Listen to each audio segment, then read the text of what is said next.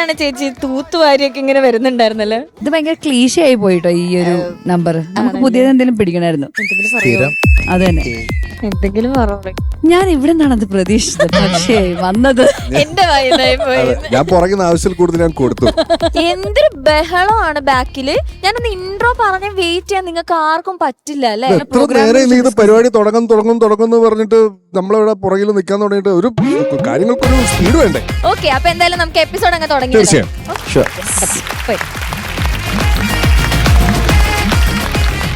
അപ്പോ ഇന്നത്തെ എപ്പിസോഡില് ആദ്യം നമ്മളൊരു സോളോ പെർഫോമൻസ് ആണ്. അപ്പോ അറിയാലോ, തീം പ്രണയം വിരഹം എന്നൊക്കെ. പാച്ചുചേട്ടാ ഇവിടെ വന്ന് ഭയങ്കര പ്രണയ കഥകളൊക്കെ പറഞ്ഞു. പാച്ചുചേട്ടനും ഉണ്ണിച്ചേട്ടനും ഒക്കെ നിങ്ങളിരുന്ന് നിങ്ങളുടെ പ്രണയ കഥയൊക്കെ പറഞ്ഞു. ഞങ്ങൾക്ക് വേണ്ടി ഒരു പ്രണയോ വിരഹോ എന്താന്ന് വെച്ചാൽ ഒരു തീമൊക്കെ ഒന്ന് ഇടയ്ക്ക് ഡെഡിക്കേറ്റ് ചെയ്ത് തന്നൂടെ? പ്രണയം തന്നെ ആയിക്കോട്ടെ. പ്രണയാവല്ലേ കുറച്ചുകൂടി ഭംഗി. ഓക്കെ.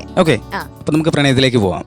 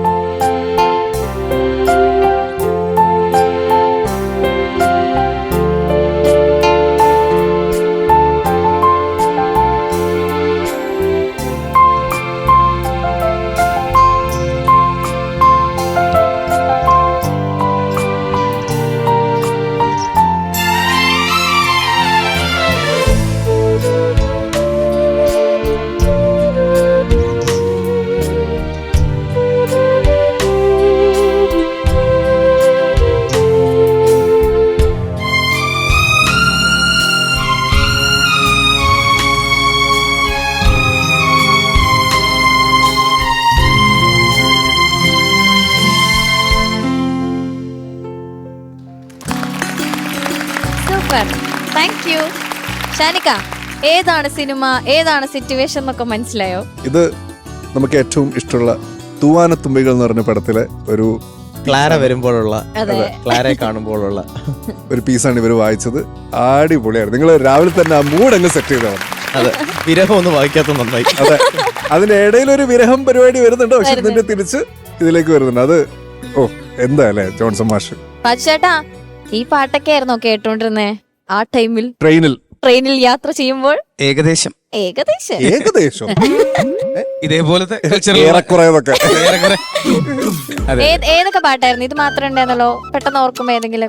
ആ സമയത്ത് മിന്നലെ ഫിലിം, മിന്നലെ തമിഴിലെ മിന്നലെ, വെൺമതി, വെൺമതി, അങ്ങനെയുള്ള ആ ഒരു ഇതായിരുന്നു. ഓക്കെ, പ്രശാന്തേട്ടനെ പറ്റി വരുമ്പോ ഉണ്ണിച്ചേട്ടനെ പറയാതിരിക്കാൻ പോവാൻ പറ്റില്ല. ഉണ്ണിച്ചേട്ടൻ എങ്ങനത്തെ പാട്ടുകളായിരുന്നു കേട്ടോണ്ടിരുന്നത്? ചേട്ടൻ രാക്ഷസി പോലത്തെ കേട്ടോണ്ടിരിക്കുന്നത്. ഇതുപോലുള്ള ഗാനങ്ങളൊക്കെ തന്നെയാണ്. പ്രണയമാകുമ്പോൾ അങ്ങനെ ആയിരിക്കുമല്ലോ നമ്മള്. ഇപ്പൊ ഒരു രണ്ടുപേര് ഗാനം പാടാൻ പറഞ്ഞാൽ ഞങ്ങൾക്ക് വേണ്ടി പാടിത്തരുമോ? Ready ഉണ്ണിച്ചേട്ടൻ, ready? നിങ്ങളെല്ലാരും നിർബന്ധിക്കുകയാണെങ്കിൽ ഞാനൊരു രണ്ടുപേര് നിർബന്ധിക്കണം. പക്ഷെ നമുക്ക് ആർക്കും അല്ല ഡെഡിക്കേറ്റ് ചെയ്യാൻ പോകുന്നത്. അതെ, ഡെഡിക്കേഷൻ. അപ്പൊ പിന്നെ ഡെഡിക്കേഷൻ ആദ്യം പറയാം. അതെ, ഡെഡിക്കേഷൻ ആർക്കാ? വൈഫിന് വേണ്ടി. വൈഫിന്റെ പേരും കൂടെ പറയൂ. Vimala Sara Daniel. ചേച്ചി കേട്ടോളൂ. ചേച്ചിക്ക് വേണ്ടി ഇതാ ഒരു പാട്ട്. ചേച്ചിയുടെ ഉണ്ണിച്ചേട്ടൻ. പ്രണയ സൗഗന്ധികങ്ങൾ ഇതൾ വിരിഞ്ഞ കാലം, ഹൃദയ സങ്കീർത്തനങ്ങൾ